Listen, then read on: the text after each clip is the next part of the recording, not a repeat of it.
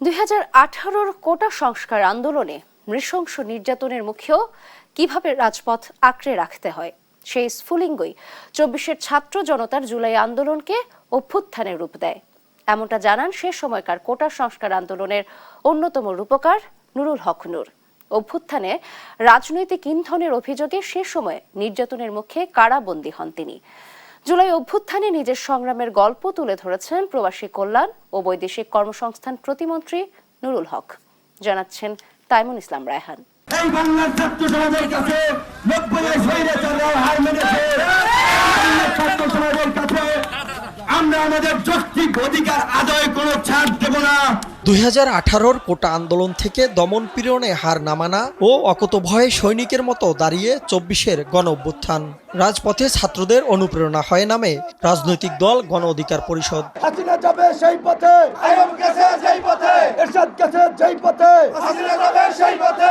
সে সময় আন্দোলনকে ইস্পাত কঠিন ধীরতায় শানিত করতে ছাত্রদের অনুপ্রেরণা দেওয়ার কথা জানান প্রবাসী কল্যাণ ও বৈদেশিক কর্মসংস্থান মন্ত্রণালয়ের প্রতিমন্ত্রী নুরুল হক।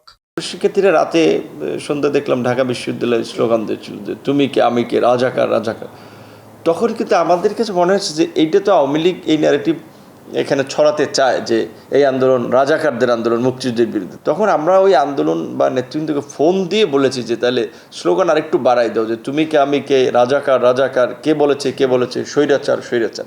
আবু সাঈদের মারা যাওয়ার পর গায়বানা জানাজা, সেটাও কিন্তু আমরা সেই কর্মসূচিটাও কিন্তু পলিটিক্যালি আমরা আসলে কনভিন্স করে দেওয়াইছি এবং প্রকৃত অর্থে সেটাও সালাউদ্দিন বেশিতে আলাপ আলোচনা করে তখনকার বিএনপির ভারপ্রাপ্ত চেয়ারম্যান এখন মাননীয় প্রধানমন্ত্রী জনাব তারেক রহমানের সাথে আলোচনা করেই কিন্তু ছাত্রদেরকে সাহস দেওয়ার জন্য যে তাদের পাশে জাতীয় নেতৃবৃন্দ আছে, রাজনৈতিক দলগুলো আছে, ওই কর্মসূচি নেওয়া হয়।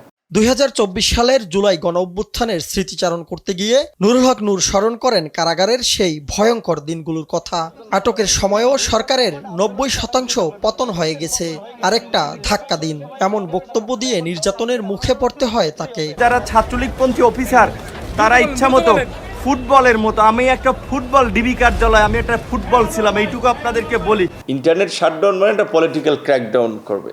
সেক্ষেত্রে তখন অনেককে ডাইরেক্ট ফোনে মেসেজ, ইভেন আই থিঙ্ক অনেকের ফোনে এখনও পাওয়া যাবে, নাহিদ আসিফ টাসিফ ওদের ফোনে হয়তো এখনও পাওয়া যাবে, যে ডাইরেক্টলি আমরা বলেছিলাম যে এখন আসলে এক দফার ঘোষণার বিকল্প নাই। এবং তখন যদি সরকারটা টোপ দিচ্ছিল যে আন্দোলনকারীদের আলোচনা ডাকার জন্য, তখন আমি আমার সাথে যারা সরাসরি সম্পৃক্ত ছিল অনেককে সরাসরি ইনস্ট্রাকশন দেই যে যদি যারা আলোচনায় যাবে তোমরা তাদেরকে বয়কট করে আন্দোলন চালাই যাবা, কারণ এই আন্দোলন এখন আর আসলে ওই আলাপ আলোচনার মধ্যে নেই। তবে স্বৈরাচার পতনের পরবর্তী পরিস্থিতি নিয়ে কিছুটা আক্ষেপের সুরও ছিল এই নেতার কণ্ঠে। তার মতে জুলাইয়ের যে রক্তস্নাত প্রত্যাশা এবং সাম্য মানবিক মর্যাদার বাংলাদেশ গড়ার স্বপ্ন ছিল তা আজ একটি নির্দিষ্ট গোষ্ঠীর কারণে হোঁচট খাচ্ছে। এইরকমের একটা ঐতিহাসিক পরিবর্তনের পরে বাংলাদেশ রাষ্ট্রকে আমরা পুনর্গঠন নতুনভাবে এগিয়ে নেওয়ার যে একটা সুযোগ পেয়েছিলাম সেটা আসলে আমরা হাতছাড়া করেছি, কিংবা সেটা অনেকখানি নষ্ট করেছি। যদিও এখনও পুরোপুরি শেষ হয়ে যায় নাই, এখনও সুযোগ আছে।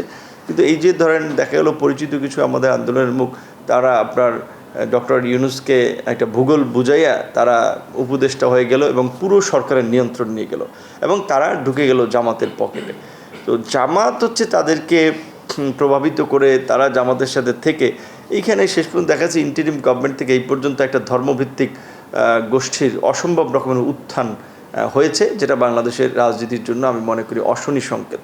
সংগ্রামের দীর্ঘ পথ পেরিয়ে তরুণ এই নেতার কাঁধে এখন প্রবাসী কল্যাণ ও বৈদেশিক কর্মসংস্থান মন্ত্রণালয়ের গুরুদায়িত্ব। এবারও তিনি সামলাবেন প্রবাসীদের অধিকার রক্ষা ও শ্রমবাজারের নানা অনিয়ম আর গতিশীলতার চ্যালেঞ্জ। তাইমুন ইসলাম রায়হান, দেশ টিভি, ঢাকা।